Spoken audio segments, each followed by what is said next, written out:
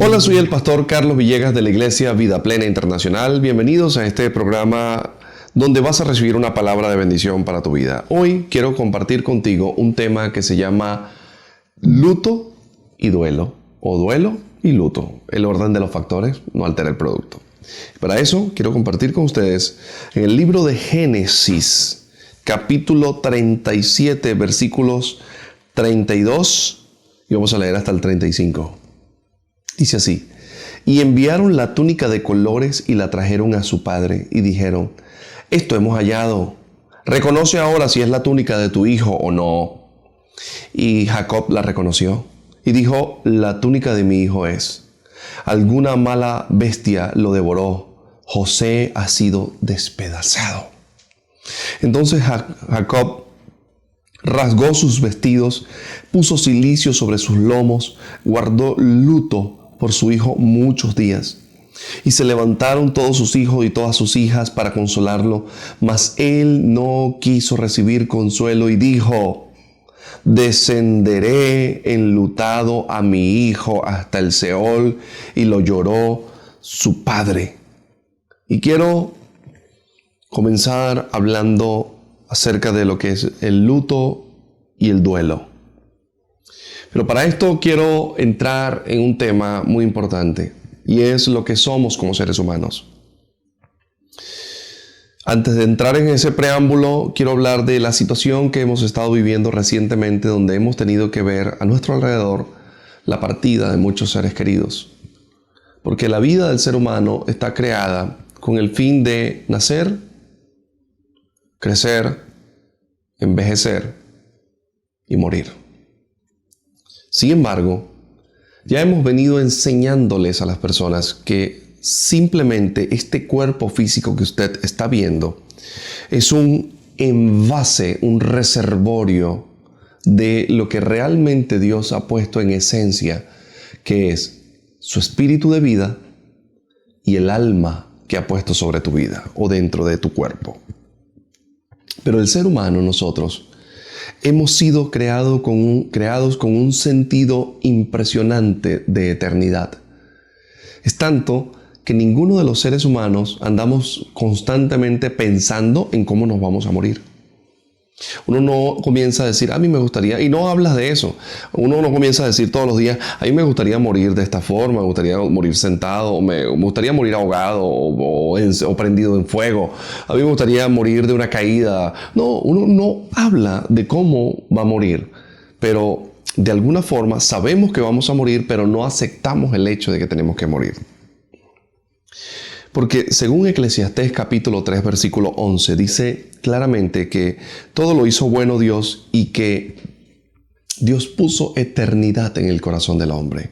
Esa expresión de que Dios puso eternidad en nuestros corazones es lo que nos ayuda a defender nuestra vida en este cuerpo, a cuidarla y a pensar en el hecho de que de pronto nunca vamos a morir. Esto es tremendo. Porque nuestra vida, nuestro cuerpo está lleno de emociones y llenos de amor por lo que hemos engendrado. Un padre no quiere ver morir a un hijo.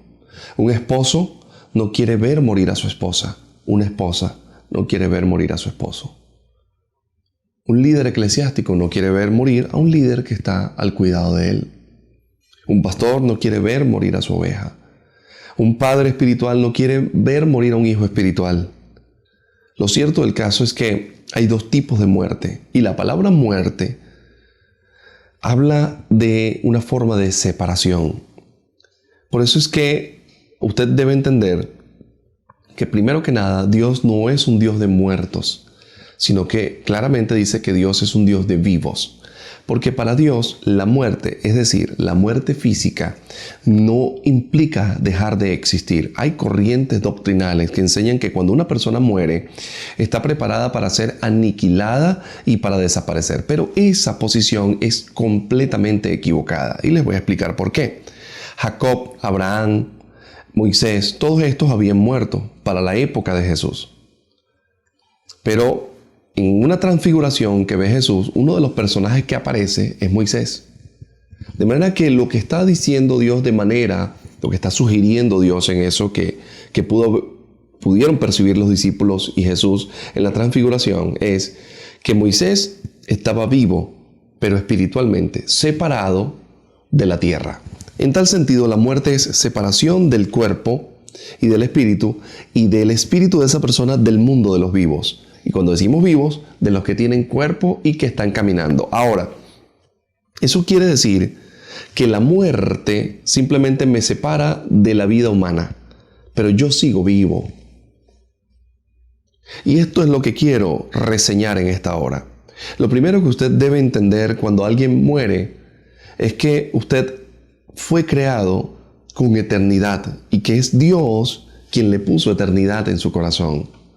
De manera que cuando usted ya no está en su cuerpo para poder caminar entre el mundo de los vivos, usted sigue vivo, pero en otro lugar. No hay tal aniquilación. Usted no deja de existir. Tampoco usted sale de allí para reencarnar en un saltamonte o meterse en una jirafa. Usted sale de allí para esperar un tiempo preciso donde Dios va a hacer algo.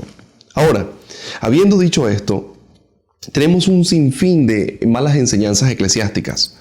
Por ejemplo, cuando alguien muere a nuestro alrededor, comienzan un grupo de personas en nuestro entorno a coactar, a presionar, a limitar los sentimientos que van a fluir en la pérdida. Porque a pesar de que somos seres espirituales y a pesar de que entendemos que cuando partimos de esta tierra simplemente estamos siendo separados, a pesar de ello, como somos seres llenos de emociones, que amamos lo que engendramos, que amamos lo que tenemos alrededor, muchas iglesias pretenden enseñar que usted no puede llorar, que usted no puede sufrir cuando ha perdido un ser querido. En el siguiente segmento voy a hablar acerca de cómo manifestar el luto, el dolor y el duelo cuando hay un ser querido que ha desaparecido de mi lado. Dios te bendiga. Ya regresamos.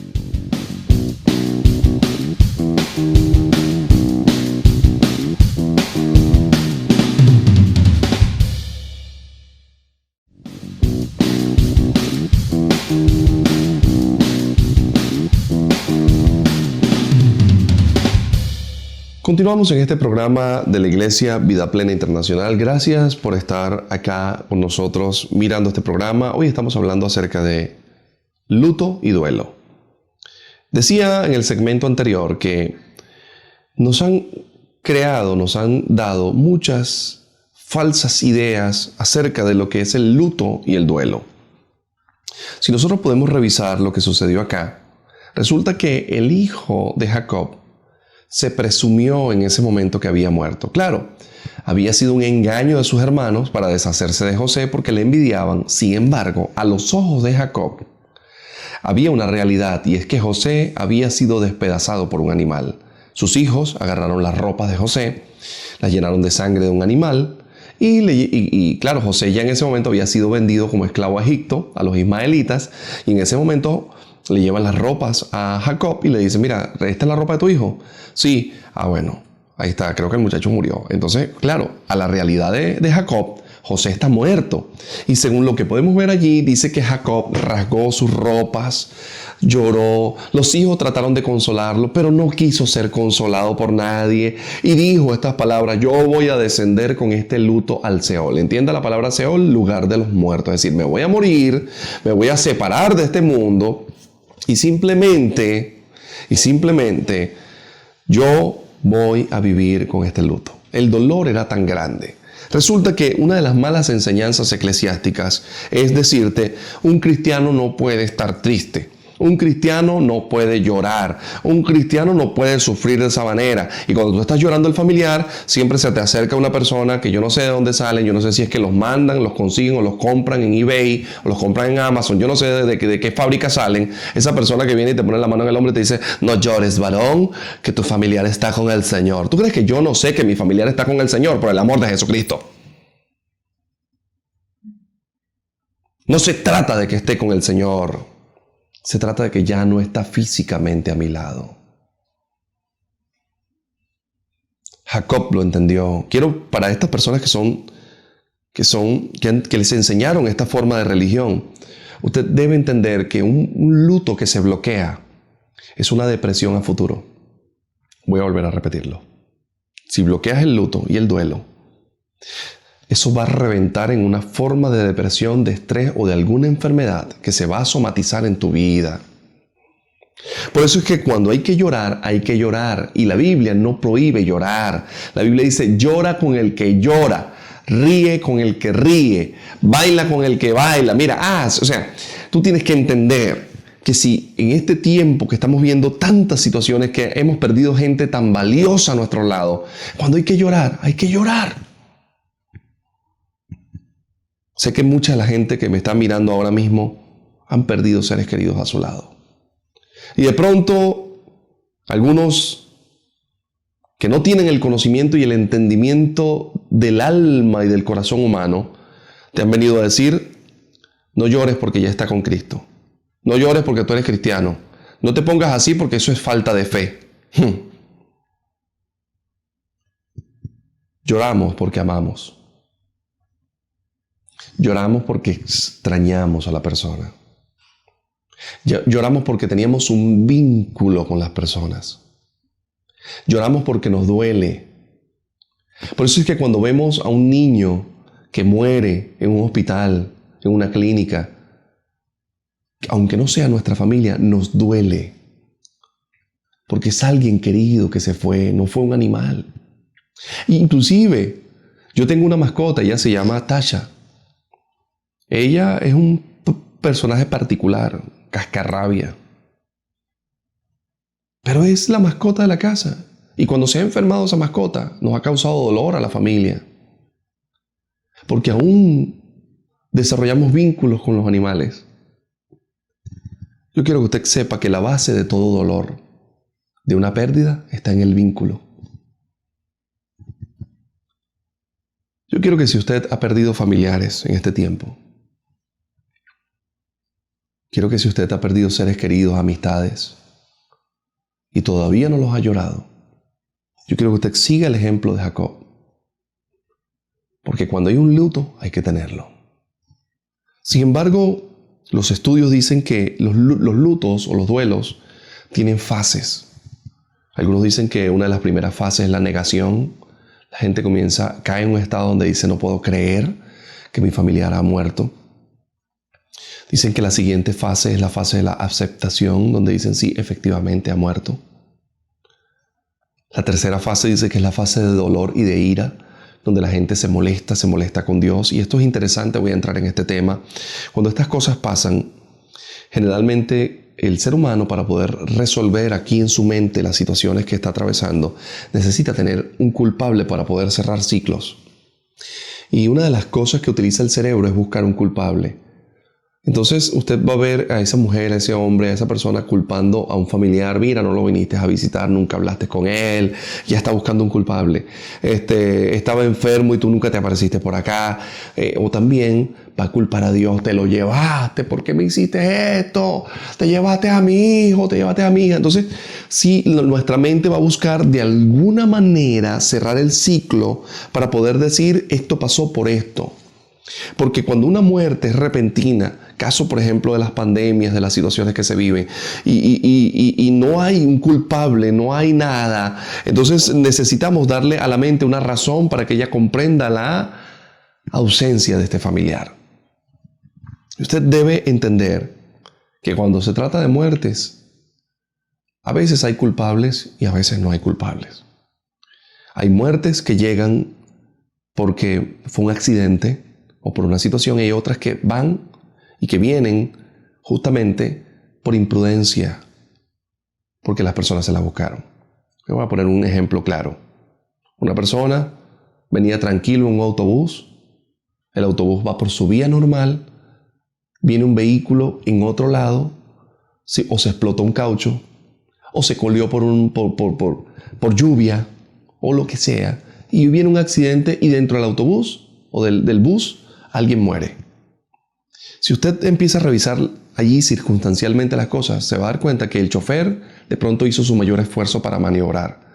Se va a dar cuenta que las personas hicieron su mayor esfuerzo para sujetarse. Pero de alguna forma, alguien murió. Esa es una forma casual de morir. Hay otras formas en donde yo soy el chofer del vehículo y voy en una autopista a exceso de velocidad y en ese momento se me explota, se me revienta una llanta, me coleo o hay un accidente y tengo que frenar, no tengo tiempo de frenar y entonces sufro el accidente, sufro el choque y en ese momento pierdo la vida. Yo no perdí la vida porque Dios me quitó de esta tierra. Yo no perdí la vida porque Dios me estaba castigando. Yo perdí la vida porque yo iba a exceso de velocidad.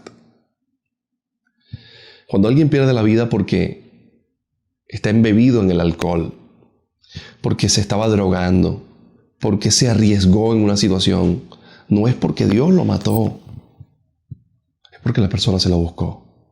Y nosotros debemos hacer responsable a quien realmente tiene la responsabilidad. Generalmente el ser humano, cuando no tiene más nadie a quien culpar, dice, te lo llevaste. Y resulta que Dios no tiene nada que ver con el asunto. Yo quiero que usted, para poder manejar el luto, comprenda que esa fase de ira, la persona que menos puedes culpar es a Dios. En el siguiente segmento voy a hablar de una de las fases que quedan allí y voy a terminar de hablar acerca del luto. ¿Qué vamos a hacer con estos seres que hemos perdido a nuestro lado? Dios quiere sanar tu corazón en este tiempo de pérdidas. Dios te bendiga, nos vemos.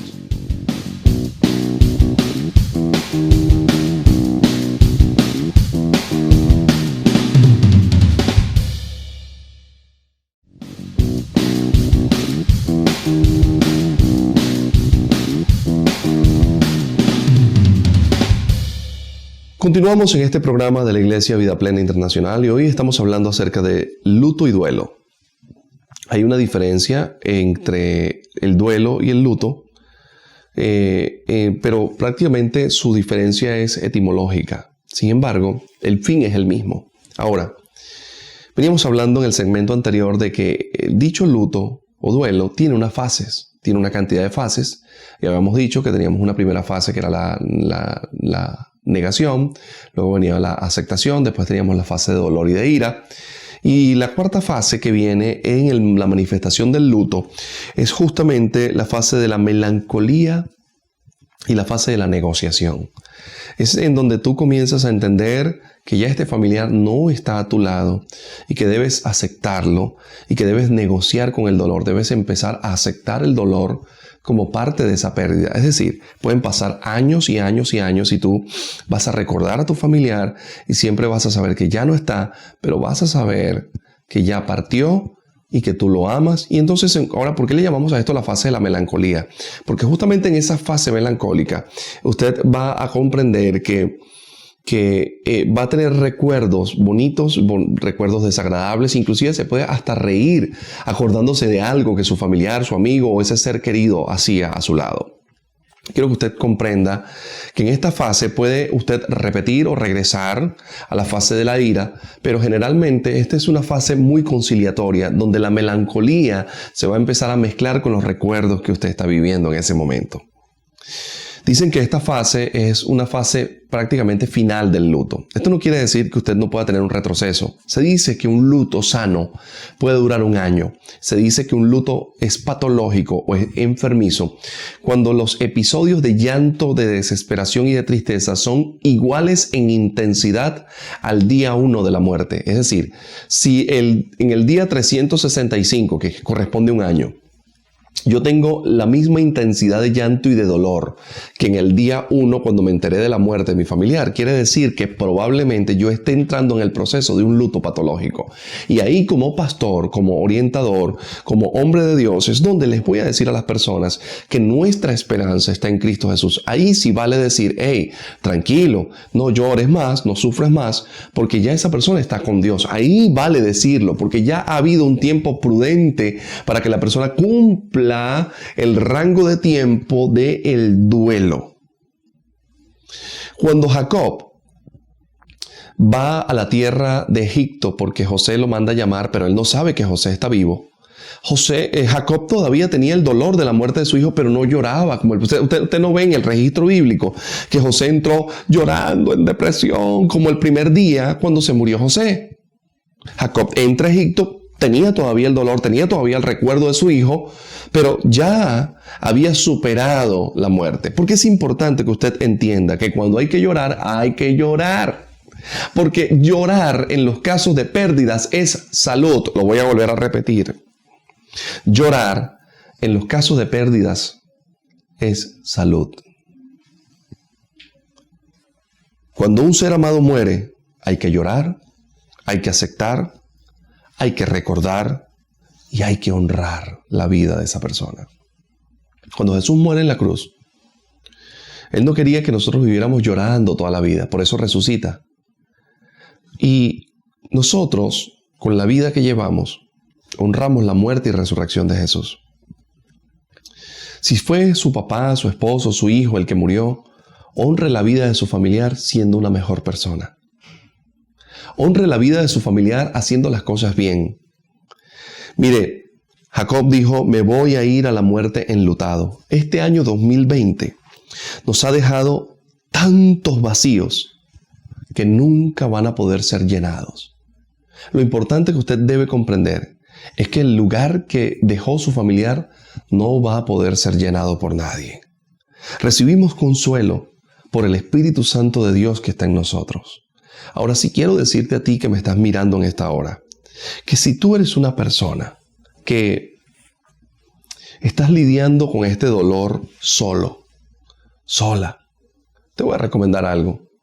El Espíritu Santo de Dios trabaja directamente en tu alma y Él puede ayudarte a superar toda esta situación que está causando dolor en tu vida.